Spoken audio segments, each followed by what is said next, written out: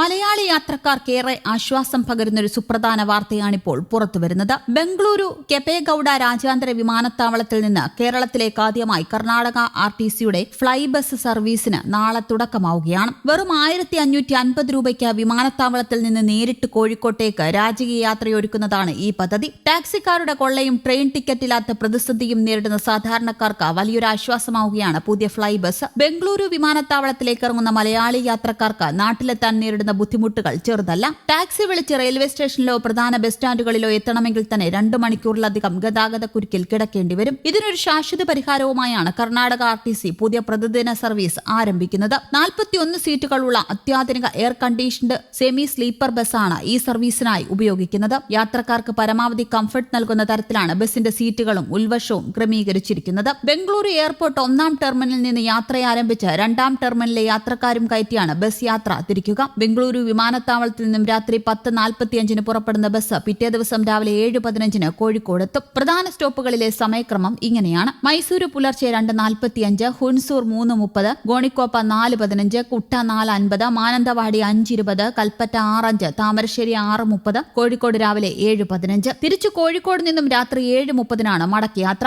പിറ്റേ ദിവസം പുലർച്ചെ 5:15 ബംഗളൂരു വിമാനത്താവളത്തിലെത്തുന്ന തരത്തിലാണ് ക്രമീകരണം. വയനാട്ടുകാർക്കും മലബാറുകാർക്കും ഏറെ പ്രയോജനപ്പെടുന്നതാണ് ഈ സമയം. മാത്രമല്ല, മടക്കയാത്രയിൽ ബംഗളൂരു സിറ്റിയിലെ നയന്താഹള്ളി മെട്രോ സ്റ്റേഷനിലും ഈ ബസിന് സ്റ്റോപ്പ് അനുവദിച്ചിട്ടുണ്ട്. ബംഗളൂരു എയർപോർട്ടിൽ നിന്ന് നാട്ടിലേക്ക് ടാക്സി വിളിച്ചാൽ 5000 രൂപയ്ക്ക് മുകളിലാണ് വരുന്നത്. എന്നാൽ ഫ്ലൈ ബസിൽ വെറും 1500 രൂപയ്ക്ക് കോഴിക്കോട് വരെയുള്ള യാത്ര സുഗമമാക്കാം. ട്രാൻസിസ്റ്റ് ബുദ്ധിമുട്ടുകൾ ഒന്നുമില്ലാതെ നേരിട്ട് നാട്ടിലെത്താമെന്നതും വലിയൊരു നേട്ടമാണ്. ഇതിനോടകം തന്നെ ടിക്കറ്റ് ബുക്കിംഗ് ആരംഭിച്ചു കഴിഞ്ഞു. കർണാടക RTCയുടെ ഔദ്യോഗിക വെബ്സൈറ്റ് വഴി യാത്രക്കാർക്ക് ഓൺലൈനായി സീറ്റുകൾ റിസർവ് ചെയ്യാവുന്നതാണ്. ഭാവിയിൽ യാത്രക്കാരുടെ തിരക്ക് വർദ്ധിക്കുന്നതിനനുസരിച്ച് കേരളത്തിലെ മറ്റ് ഭാഗങ്ങളിലേക്കും ഫ്ലൈ ബസ് സർവീസുകൾ വ്യാപിപ്പിച്ചേക്കുമെന്നാണ് ഉദ്യോഗസ്ഥർ നൽകുന്ന സൂചന. ബംഗളൂരുവിൽ നിന്ന് വിമാനമിറങ്ങി മലബാറിലെ വിവിധ ഭാഗങ്ങളിലേക്ക് പോകേണ്ട 10,000-കണക്കിന് സാധാരണക്കാരായ പ്രവാസികൾക്ക് ഈ ഫ്ലൈ ബസ് പുതിയൊരു യാത്രാ വിപ്ലവത്തിന് തന്നെയാകും തുടക്കം കുറിക്കുക. നാളെ മുതൽ റോഡിലിറങ്ങുന്ന ഈ ബസ്സിന് മലയാളി യാത്രക്കാർ എത്രത്തോളം പിന്തുണ നൽകുമെന്ന് വരും ദിവസങ്ങളിൽ കാണാം. സാധാരണയായി എയർപോർട്ടിൽ ഇറങ്ങുന്ന മലബാറുകൾ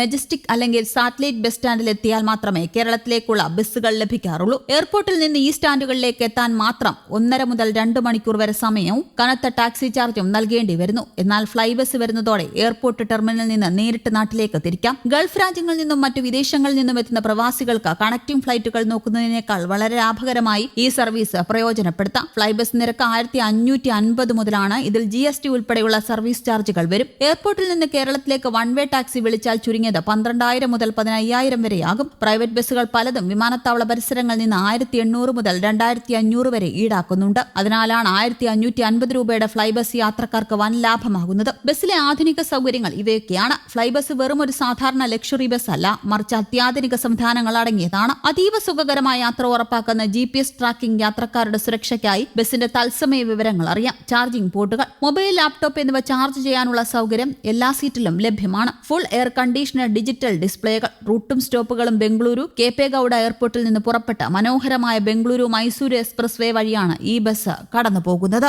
ന്യൂസ് ഡെസ്ക് കേരള കൗമുദി.